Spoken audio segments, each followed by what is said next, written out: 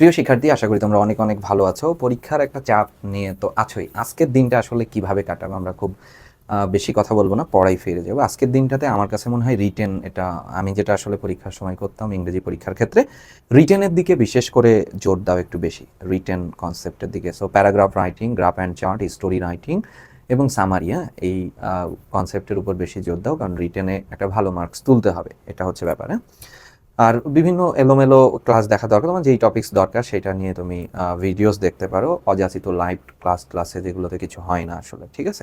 এবং তো আজকে আমরা আলোচনা করব হচ্ছে প্যারাগ্রাফ রাইটিং নিয়ে, কিভাবে তুমি একটা প্যারাগ্রাফ লিখবা। আসলে আমি কনফিডেন্ট যে এই 10টা প্যারাগ্রাফের মধ্যে এবারের প্রশ্ন হতে চাচ্ছে, এটা আমি আমার ব্যক্তিগত অভিমত, এটা একান্তই। এবং তবে আমি কনফিডেন্ট, হ্যাঁ, যে এই 10টা প্যারাগ্রাফের মধ্যে তোমার আসলে প্যারাগ্রাফগুলো হচ্ছে: cyberbullying, artificial intelligence, human rights, child labor, folk music, benefits of early rising, challenges of adolescence, civic engagement, climate change, art and craft of Bangladesh। এই 10টা প্যারাগ্রাফ। এখন ধরো 2 শ্রেণীর স্টুডেন্ট তো আছেই, অনেকের পড়া আছে, তবে তোমাকে যেই কাজটা আমরা করব সেটা এই 10টা প্যারাগ্রাফকে আমরা একটা ভাগ করেছি। এটা কজ অ্যান্ড ইফেক্টের মধ্যে যাচ্ছে, problem based, benefit or habit based, concept based হচ্ছে artificial intelligence, human rights, civic engagement এবং কালচার রিলেটেড, এই 10টা প্যারাগ্রাফ।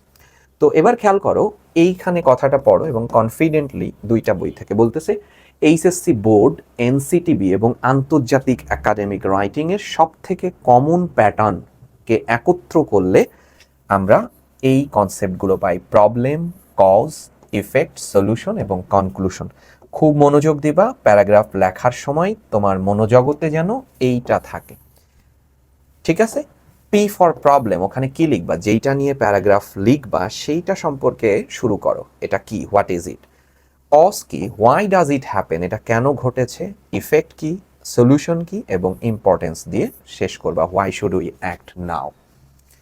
PCESI, এই স্ট্রাকচার। ইংরেজি ভুল লেখা হবে, তুমি লিখবা ভুল, এটাই তো স্বাভাবিক। পরীক্ষার উদ্দেশ্য আসলে শিক্ষককে জানানো না, আসলে তোমার সক্ষমতা সম্পর্কে একটু তুলে ধরা, এবং সেই সক্ষমতার মধ্যে যে একটা গড়বড় থাকবে এটা শিক্ষক জানে। সো উদ্গ্রীব হওয়ার কিছু নেই, শিক্ষার্থী মানেই তার মধ্যে গড়বড় রয়েছে। তাহলে এবং এই কনসেপ্টটা যখন টিচার্স ট্রেনিংয়ের সময়, টিচার্স ট্রেনিং বই থেকে এখানে বলাই হচ্ছে, এনসিটিবি এবং আন্তর্জাতিক গ্রামার স্ট্যান্ডার্ডে প্যারাগ্রাফের প্যাটার্ন হচ্ছে এই PCESI: problem, cause, effect, solution এবং ইম্পর্টেন্স নিয়ে শেষ করব। এই PCESI, এটা দেখা একটা বিতর্ক আছে বোর্ড বইয়ের 226 নাম্বার পেজে আছে। সো বোর্ড বইতে বলতেছে, বোর্ডের যে সেকেন্ড পেপারে রাইটিং কনসেপ্টে গতদিনে তোমাদের বইটা দেখাইছিলাম, যে এই ফরম্যাটে সব লেখা যায় কিনা, এটা নিয়ে এক ধরনের দ্বিধা রয়েছে। বোর্ড বইয়ের একটা সরল ব্যাখ্যা দিছে।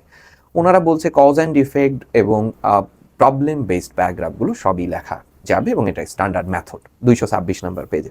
এবং অন্যান্য বইতে বলছে এই প্যাটার্নের সমস্ত প্যারাগ্রাফ লেখা সম্ভব হচ্ছে। আমি সেই প্যাটার্নেই লেখার চেষ্টা করেছি। দেখো, তো প্রথমেই ধরো সাইবার বুলিং প্যারাগ্রাফ আসলো, তো তুমি কি লিখবা, সাইবার বুলিং কি, তার ডেফিনেশন, প্রেজেন্ট সিচুয়েশন, এটা প্যারাগ্রাফ 1-এ সেটা লিখলা, যে cyber bullying is one of the most serious social problems এখন ইন মডার্ন বা ইন টুডেস ডিজিটাল এরাতে, এই যুগে। It refers to harassing or threatening করা হয় পিপলদেরকে, কিসের মধ্যে দিয়ে, through the online platform or social media. The problem is increasing rapidly, বিশেষ করে স্পেশালি অ্যামাং দ্য ইয়াং। লিখতে পারবে না? সাইবার বুলিং কি? সাইবার বুলিং হচ্ছে is one of the most serious social problem in digital এরা। এই ডিজিটাল যুগে সব থেকে সিরিয়াস প্রবলেম শুরু করে দেয়, সোশ্যাল প্রবলেম এটা। ইট রিফার্স, এর মানে হচ্ছে হ্যারাসিং অর কি, থ্রেটেনিং, হুমকি দেওয়া হয়, বিরক্ত করা হয়, কিসের মধ্যে দিয়ে, through the online platform like social media, social মিডিয়ার মতো অনলাইন প্ল্যাটফর্মের মধ্যে দিয়ে।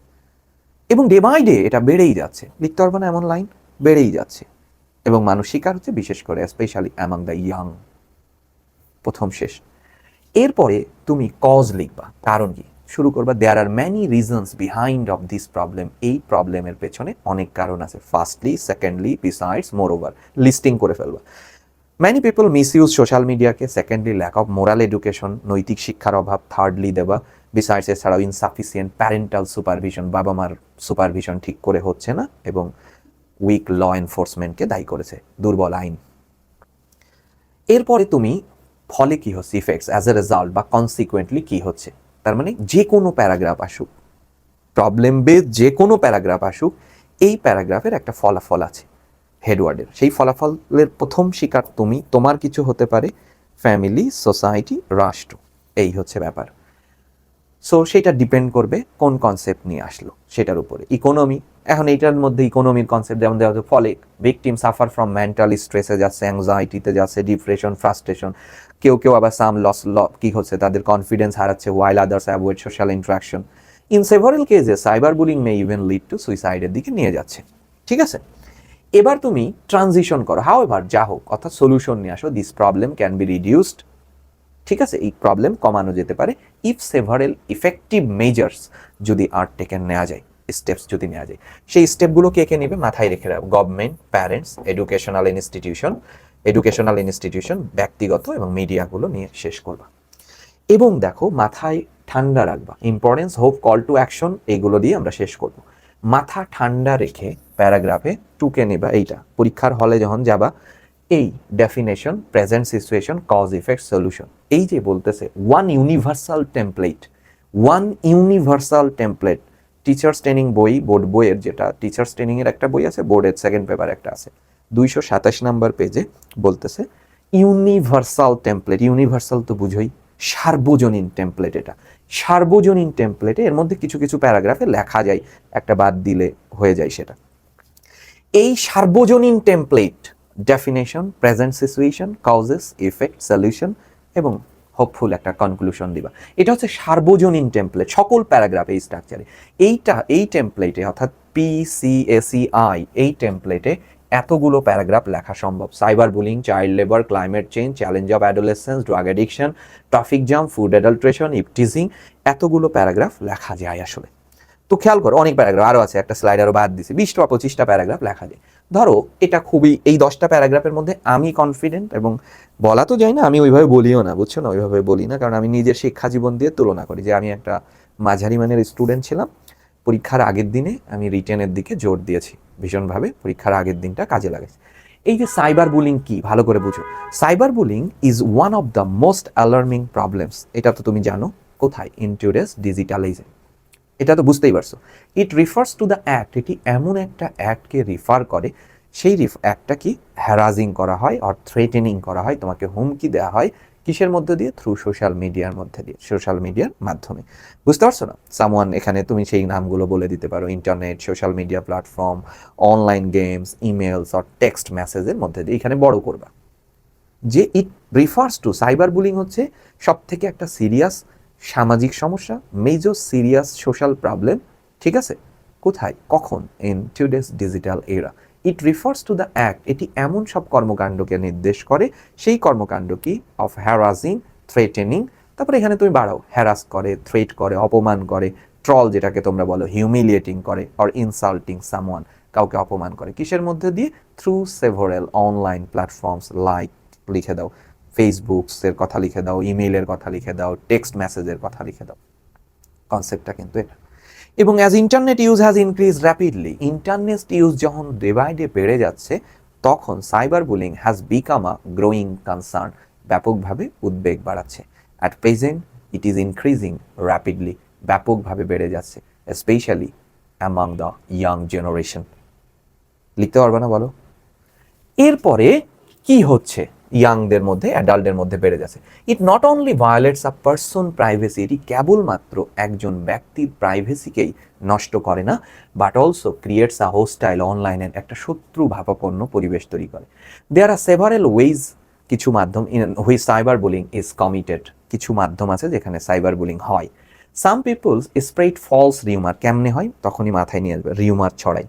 পোস্ট অফেন্সিভ কমেন্টস, পোস্টে অফেন্সিভ গালাগালি করে কমেন্টস দেয়, হাহারি আগ দেয়।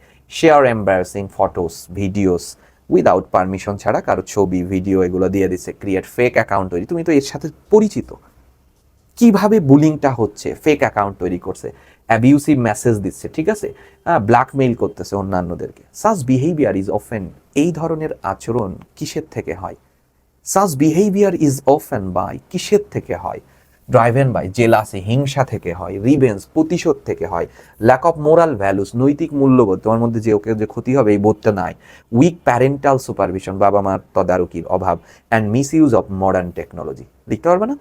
The effects of cyber bullying are serious and long lasting. এবার ইফেক্টগুলো কি, এর মারাত্মক প্রভাব এবং দীর্ঘমেয়াদী।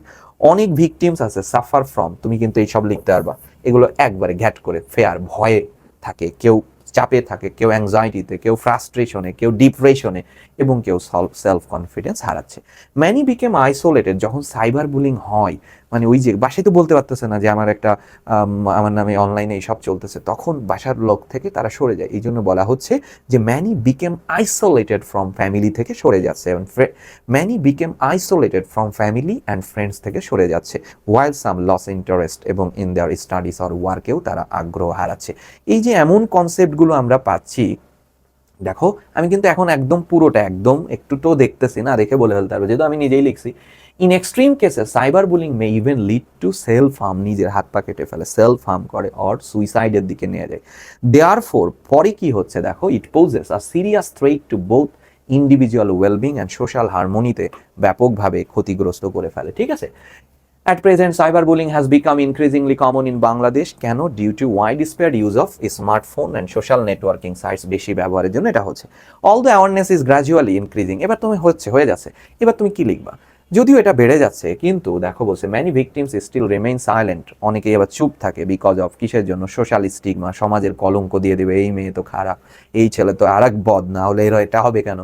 ঠিক আছে, আমার যেমন ছোটোকালে আমি খুব মায়ের খেতাম মানুষের হাতে, বুঝছো, আমার মা বলতো এই এটাই খারাপ, না হলে ভালো মানুষকে কেন মারবে, বুঝছো, যদিও আমার দোষ ছিল না, ওইটা এক ধরনের বুলিং ছিল, এটা সাইবার বুলিং তো তখন ছিল না। Lack of proper legal knowledge নাই তার, এটা। However this problem can be reduce করা যায়। এবার কমাবা কেমনে? থ্রু কালেকটিভ এফোর্টস, তুমি একা পারবে না, সম্মিলিত প্রচেষ্টার দরকার হবে। এবং the government should enforce cyber law strictly, cyber law নিবে, অ্যান্ড এনশিওর কুইক জাস্টিস, এবং দ্রুত বিচার। Parents should monitors children's behaviour activities, এগুলো দেখবে। এডুকেশনাল ইনস্টিটিউশনরা আয়োজন করবে সেমিনার, সিম্পোজিয়াম আয়োজন করবে about the awareness of cyber bullying সম্পর্কে।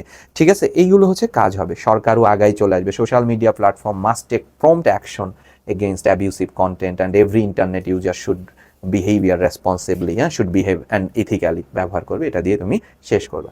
এরপর if all concerned authorities and citizen work together, যদি কাজ করে, তাহলে cyber bullying can be minimize, কমানো সম্ভব অ্যাজ সুন অ্যাজ পসিবল। আমরা যদি ধরো প্যারাগ্রাফ আসলো আর্টিফিশিয়াল ইন্টেলিজেন্স, খুব গুরুত্বপূর্ণ। এবার লিখবো আর্টিফিশিয়াল ইন্টেলিজেন্স কি।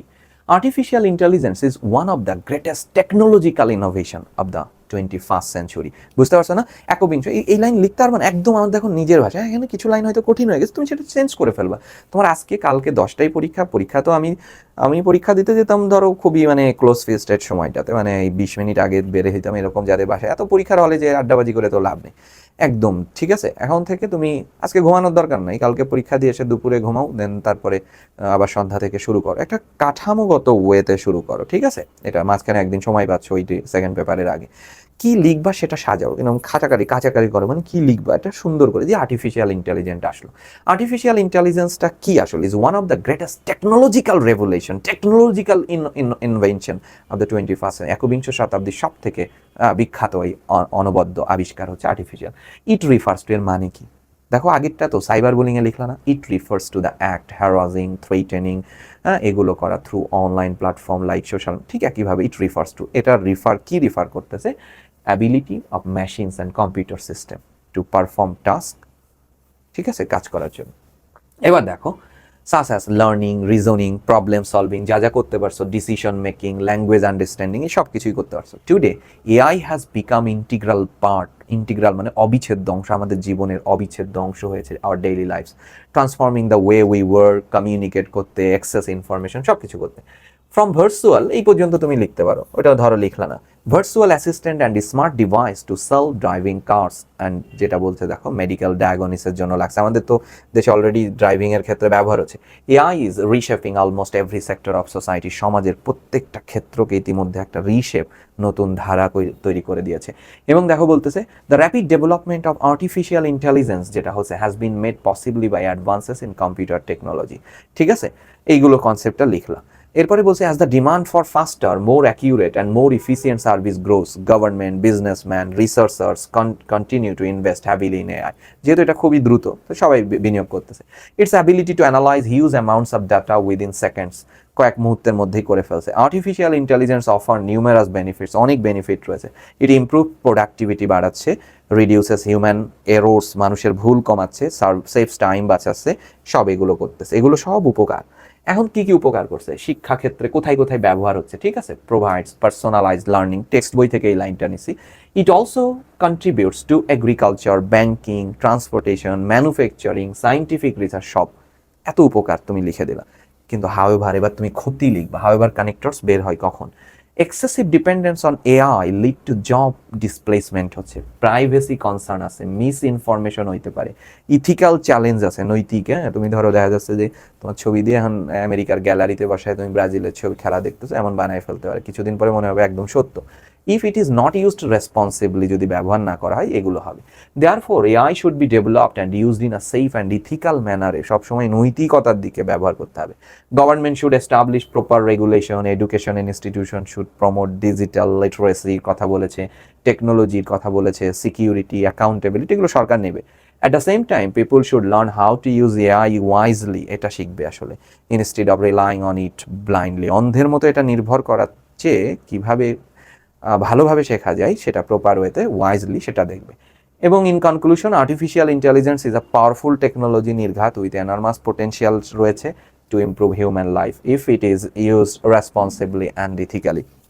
সো এইটা নিয়ে আমরা লেখা শেষ করলাম। তাহলে আমাদের যে কনসেপ্ট হিউম্যান রাইটস, এই হিউম্যান রাইটস কি? হিউম্যান রাইটস আর দ্য ফান্ডামেন্টাল রাইটস অ্যান্ড কি ফ্রিডমের কথা বলেছে, তাই না?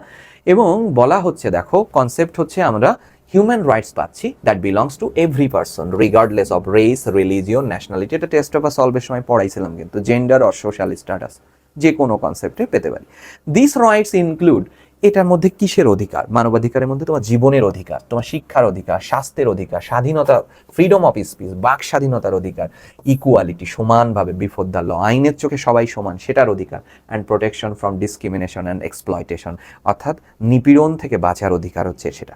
হিউম্যান রাইটস আর ইউনিভার্সাল, এটা সার্বজনীন, পৃথিবীর সবার এই অধিকার আছে। হ্যাঁ, এটা এবং essential for ensuring human dignity and peaceful এক্সিস্টেন্সের জন্য। দে ফর্ম দ্য, দেখো, foundation of just, democratic and civilised society. The importance of human rights has increased because people around the world have become aware of equality, justice and personal freedom. However, human rights are often, এবার তুমি কি লিখবা? মানবাধিকার কি? মানবাধিকারের সব লিখে ফেললা। এত দারুণ করে লেখার পরে, এত প্রোটেকশনের পরেও এবার নেতিবাচক লিখবা। হাউএভার যা হোক, হিউম্যান রাইটস, এই যে মানবাধিকার, আর অফেন ভায়োলেটেড হচ্ছে। কেন ভায়োলেটেড হচ্ছে? দারিদ্রতার কারণে হচ্ছে, হ্যাঁ, বৈষম্যের কারণে হচ্ছে, করাপশন, দুর্নীতির কারণে হচ্ছে, রাজনৈতিক কনফ্লিক্টের জন্য হচ্ছে, শিক্ষার অভাবে হচ্ছে, চাইল্ড লেবার, হিউম্যান ট্রাফিকিং, মানব পাচার অ্যান্ড উইক ল এনফোর্সমেন্ট। আইনকে আসলে সব জায়গাতে নেওয়া হয়েছে। বুঝতে পারছো? তাহলে হিউম্যান রাইটস আর দ্য ফান্ডামেন্টাল রাইটস লিখলা। হিউম্যান রাইটস কারা পাবে? দিস রাইটস ইনক্লুড দ্য, সবাই।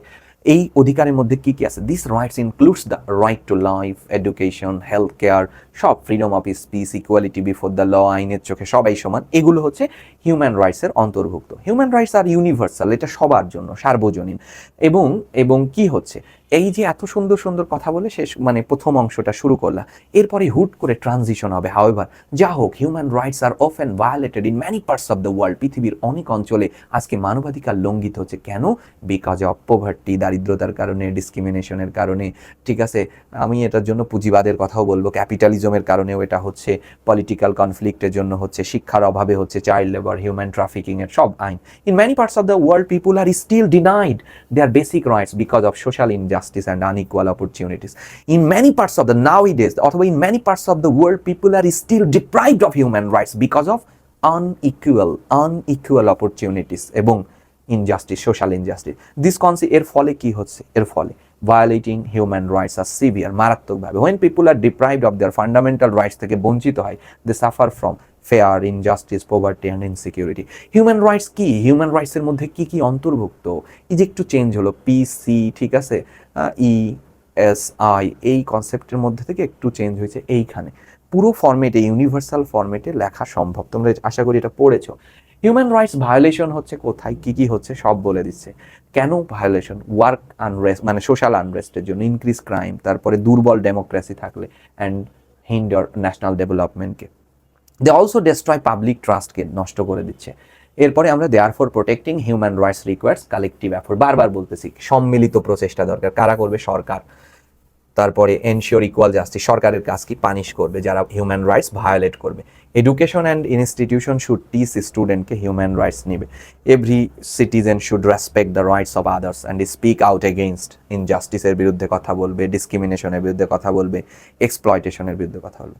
কনক্লুশনের ভাষা আমি সকল প্যারাগ্রাফে 10টা প্যারাগ্রাফে একই রাখছি। Human rights are corner stone of a peaceful, fair and prosperous society. সমৃদ্ধ সোসাইটির জন্য মানবাধিকার গুরুত্বপূর্ণ এবং respecting and protecting this rights is not only the, বারবার একই কথা লিখছি মানে খালি চেঞ্জ করছি, not only the responsibility of government, এটি শুধু সরকারের একার দায়িত্ব না, but also the duty of every individual, every citizen, প্রত্যেক নাগরিকের। ইফ এভরি ওয়ান, এই ইফ দিয়ে শেষ করেছি, বারংবার কন্ডিশন এনে শেষ করেছি। If every one works together to uphold human rights, তাহলে we can build a prosperous society, এক সমৃদ্ধ সমাজ গড়ে তুলতে পারবো লিখে আমরা শেষ করব। আমরা যদি কনসেপ্টটা দেখো, চাইল্ড লেবার কি, এর ফলে কি হচ্ছে, কজ কি, এর পেছনের কারণ কি, কেন ফলে কি হচ্ছে, সলিউশন কি, এবং ফাইনালি আবারও দেখছো ইফ দিয়ে শুরু করেছি। If effective measures are taken against child labour, we will build a prosperous society allowing every child to enjoy a safe, healthy and dignified childhood. এমনি শেষ করা হয়েছে প্রত্যেকটা কনসেপ্ট। ফোক মিউজিক গুরুত্বপূর্ণ। সো এই যে folk music is one of the most valuable elements of cultural heritage of Bangladesh. ঠিক refers করতেছে কাকে রিফার করে, এই ভাষা দিয়ে শুরু করছি 10টা প্যারাগ্রাফেরই। Created a pass down from generation to another generation. This songs are reflect by, এই গানের মধ্যে এবার উপাদানগুলো কি কি, ঠিক আছে, এই গান কি, হোয়াট ইজ ইট। এই গানের মধ্যে জয় আছে, আনন্দ আছে, সরো, দুঃখ আছে, লাভ আছে, সেপারেশন আছে, হ্যাঁ, স্ট্রাগল আছে, প্রথা, কাস্টম আছে, rural life of our people. Folk মিউজিকের মধ্যে ইনক্লুড কি কি, যেমন একটু আগে লিখলা হিউম্যান রাইটসের মধ্যে ইনক্লুড কি কি, right to life, right to education, right to freedom of speech. ঠিক ফোক মিউজিকের মধ্যে ইনক্লুড কি, বাউল সং, ভাটিয়ালি, মারুফুতি, হোয়াট এভার, ভাওয়াইয়া, যা পারো এখানে লিখবা, শরীয়তি, মুর্শিদি, শাড়ি, গম্ভীরা, সব। Rich in emotion and simplicity, এই ধরনের লাইনগুলো থেকে এর মধ্যে থাকলে একটু বাদ দিবা, এটা একটু হাই লেখা হয়ে গেছে, এই আনি নাই, দু একটা হয়ে গেছে, ফ্রেজ বাদ দিবা। ইট রিপ্রেজেন্ট, ওখান থেকে লিখবা। The identity and spirit of the nation, এটা তুলে ধরে জাতির চেতনাকে। The origin and develop of folk music, আর কোথা থেকে, connected with the lifes of common people, সাধারণ মানুষের সাথে জড়িত। এইভাবে লেখাটা শেষ করবা, ঠিক আছে। এটা ছোট করে লেখা হয়েছে, সবগুলো কিন্তু 200 ওয়ার্ডের মধ্যে লেখা হয়েছে। বেনিফিটস অফ আর্লি রাইজিং এ, বেনিফিটগুলো কি সাজাই নিবা মস্তিষ্কের মধ্যে। এই ইয়াটা দেখবা। চ্যালেঞ্জেস অফ অ্যাডোলেসেন্স, তুমি নিজে একজন অ্যাডোলেসেন্স, তোমার চ্যালেঞ্জ কি, অ্যাডোলেসেন্স প্যাসেজ পড়েছো, গুরুত্বপূর্ণ, এবারের জন্য খুব গুরুত্বপূর্ণ না। সো প্রত্যেকটা 10টা, ক্লাইমেট চেঞ্জ সহজ আছে, arts and crafts of Bangladesh নিয়ে লেখা হয়েছে। প্রতিটা কনসেপ্টে দেখো একইভাবে স্ট্রেংথে শেষ করা হয়েছে। আর্টস অ্যান্ড ক্রাফটস নিয়ে আমরা একটু পড়ি, পরীক্ষায় আসতে পারে এবার। দেখো, the art and craft of Bangladesh are an individual part of our cultural heritage and national যে আইডেন্টিটি, এটা অংশ। তো তুমি লিখবা আর্ট অ্যান্ড ক্রাফট, এটা হচ্ছে একটা ন্যাশনাল আইডেন্টিটি প্রত্যেকটা জাতির। দে রিফার টু, এই দেখো প্রত্যেকটার ভাষা একই, তারা কি রিফার করতে, দে কেন দিলাম, অন্য সময় ইট দিছিলাম, এখন দুইটা তো তাই দে দিয়েছি। টু দ্য ট্র্যাডিশনাল স্কিল, তোমার যে creative works, handmade products had been, বলতেছে that have been practised and preserve for generations. Bangladesh is famous for its, কিসে, জামদানি শাড়ি, নকশি কাঁথা, পোটারি, মানে বাংলাদেশের আর্ট অ্যান্ড ক্রাফটের, ব্যাম্বো অ্যান্ড কেইন প্রোডাক্ট, বাঁশের, টেরাকোটা ওয়ার্ক, তারপরে wood carving দেখো, তারপর metal work and handloom textile, এই সবই বাংলাদেশের আর্ট অ্যান্ড ক্রাফটের মধ্যে পড়ে। This artist creation reflect the creativity, এটার মধ্যে তার সৃষ্টিশীলতা আছে। আবার সৃষ্টিশীলতা থাকলে তো হবে না, এটাও তো সৃষ্টিশীলতা আছে। এটার মধ্যে দিয়ে কোনো জাতির কি ঐতিহ্য তুলে ধরেছেন না, তাহলে এটি ক্রাফট হতে পারে না। হিস্ট্রি থাকতে হবে, ট্র্যাডিশন থাকতে হবে, লাইফস্টাইল থাকতে হবে কমন পিপলদের, কালচারাল ডাইভার্সিটি থাকতে হবে। The development of Bangladeshi art and craft is closely connected with the countries, এই দেশের ইতিহাস, গ্রামীণ জীবন এবং ন্যাচারাল রিসোর্সের সাথে জড়িত। দেখো বাংলাদেশি, মানে প্রথমে আর্ট অ্যান্ড ক্রাফটটা কি, আর্ট অ্যান্ড ক্রাফট হচ্ছে আমাদের যে কনসেপ্ট বলা হচ্ছে, আর্ট অ্যান্ড ক্রাফটটা কি আসলে, আর্ট অ্যান্ড ক্রাফট হচ্ছে is a part of cultural heritage and national identity. They refer to, কি রিফার করতেছে এটার মধ্যে, আর্ট অ্যান্ড ক্রাফট কি কি নিয়ে জড়িত আসলে? Bangladesh is famous for it's art and craft, specially Jamdani sari, nakshi kantha, পোটারি, ব্যাম, এগুলো সব মিলায়। This artistic creation reflect the কি তুলে ধরতেছে এর মধ্যে দিয়ে, বাংলাদেশি পিপল রিপ্রেজেন্ট করতেছে কি এই আর্ট অ্যান্ড ক্রাফটের মধ্যে দিয়ে, সেটা দিয়ে আমরা শুরু করব। কি তুলে মাথার মধ্যে নিয়ে চলে আসবা, এর মধ্যে ফেস্টিভ্যালস, রিলিজিয়াস সবগুলো, প্রতিদিনের জীবনযাপন সব তুলে ধরে, এবং তারা এইগুলো আমাদের প্রিজার্ভ করে, আমাদের ট্র্যাডিশনকে, আমাদের কালচারকে, এবং স্ট্রেংথিং আওয়ার ন্যাশনাল আইডেন্টিটি, আমাদের জাতীয় পরিচয়কে আরও শক্তিশালী করতেছে। সো এই যে কাঠামোগুলো নিয়ে খুব দারুণভাবে আমি বারবার বলতেছি, কাঠামোগুলো একটা সব থেকে এই স্ট্রাকচারটা যেটাকে বলা হচ্ছে ইউনিভার্সাল স্ট্রাকচার, বুঝতে পারছো? ইউনিভার্সাল প্যারাগ্রাফ যে টেমপ্লেট, এই টেমপ্লেটটা মাথায় রেখে তোমাকে যেতে হবে। ইউনিভার্সাল যে টেমপ্লেট, এই কনসেপ্টটা যেতে হবে। এবং শুরুতে যেটা দেখাইছি, শুরুতে যে কনসেপ্টটা নেওয়া হয়েছে, এই হচ্ছে তোমার লেখার, এইটা মাথায় রেখে লিখবা। কি লিখতেছো, যা নিয়ে লিখতেছো সেটা কি, কজেস, এফেক্ট, সলিউশন, এগুলো।